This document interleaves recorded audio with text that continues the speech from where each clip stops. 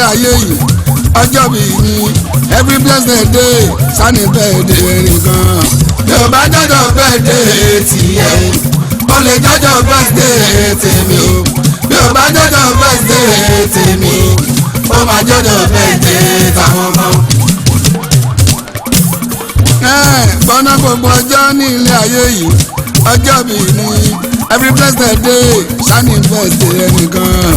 bí o bá jọjọ birthday tiẹ̀ o lè jọjọ birthday tèmi o.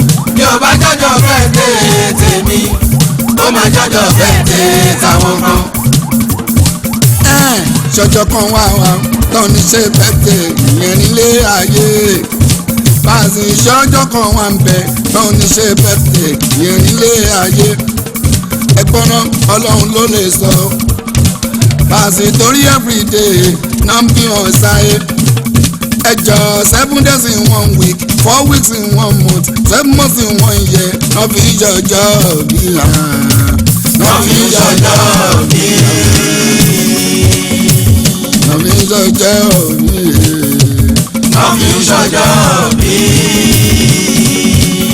i.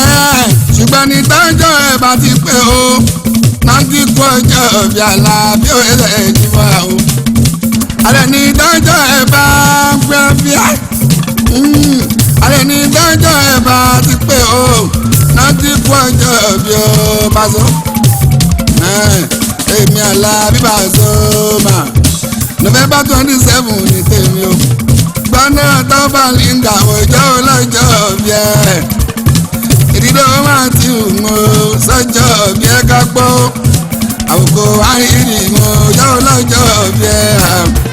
ẹ ò dìran madere jó 1st of December ní ọmọlájà mi hùn ọjọ́ ọlọ́jọ́ bí tiẹ̀. gbọ́ ẹlẹ́gbàá kì í mọ̀ tó bá fẹ́ jọjọ́ bí ó ra pọ̀ wà jẹ́rẹ́sì ìrìnlẹ̀ o. ọjọ́ bí kálukú o kò ní jọjọ́ bánújẹ́ o.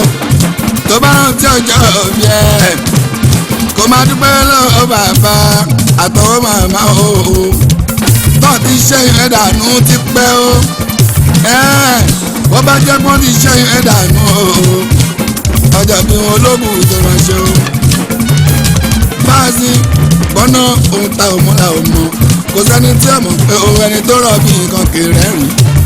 ojú bọ̀rọ̀ kọ́ lọmọ bíbí jàre. ìjàre ọba ẹni kò láyọ̀ tó sọ láyọ̀ ọpẹ́ ni. ẹni bá rárá boyún lọ́jọ́ ìkúnlẹ̀ ó máa gbọ́jú bàbá àwọn ìyá wa. ohun tá ò mọ̀ la ò mọ̀ kò sẹ́ni tí ò mọ̀ pé ẹni tó rọ̀ bí nǹkan kì í smile. ojú bọ̀rọ̀ kọ́ lọmọ bíbí jàre. ẹni kò láyọ̀ tó sọ láyọ̀ ọpẹ́ ni. ẹni bá rárá boyún lọ́jọ́ ìkúnlẹ̀ ó máa gbọ́jú bàbá àwọn ìyá wa. torí tágbé bàtí fọ́ tóminú ọ̀dànù wọn máa sọ fẹ́ fún ìbọ̀dì pé wẹ́rẹ́. wẹ́rẹ́ la gbọ́ ọmọ ké ìyá fọ́. ìyá fọ́ ẹ̀kú ewu láwọn èèyàn máa kí wọn. ilé ọba sábà fi tán fi kí wọn kú ewu ká tó yọ̀yàn nínú èèyàn ṣẹ̀rù kò tó yìí sí ìyẹn bí. You have the opportunity to introduce. Fortunate to have this type of thing here because some people, like Paso, who wanted to help breast cancer patients, decided to refurbish this place for them and to help us to have this kind of clinic where all the doctors involved in care of breast cancer can meet everything. We have everything that can take care of cancer here in Nigeria, everything that can do that is good.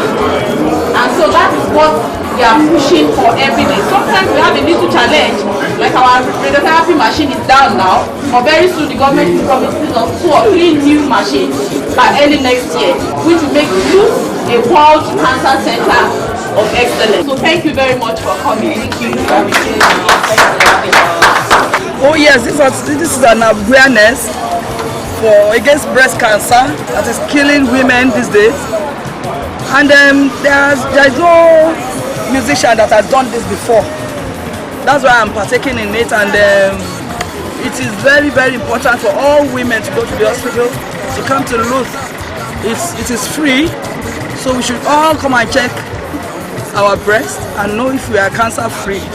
That's why I'm here. Yes, Pastor Ma is a wonderful person. For him to have thought of this, I can bet you it's going a very long way. Wọ́n kẹ́ la ṣàyẹ̀wò ọmú yín o dédé ẹ̀yin ọmọ Ẹ̀gbá. Lóbìnrin lọ́mọdé lágbà wọ́n kẹ́ la ṣàyẹ̀wò ọmú yín o. Nítorí àrùn jẹjẹrẹ yìí pàdédé ọmọ obìnrin lẹ́sẹ̀ yín o. Ẹ̀ la ṣàyẹ̀wò ọmú yín o. Bàbá ìfẹ́. Ilé wọ ọyọ̀rin ọmú. Kékeré wà nínú rẹ̀. Ti tètè lágbo bẹ́ẹ̀. Kété pẹ́ jù. Ní ti gbọ́. Abílẹ̀ ti rí o. Ìṣe o. I have a mother, I have sisters, I have daughters. Very great awareness that she let her to know that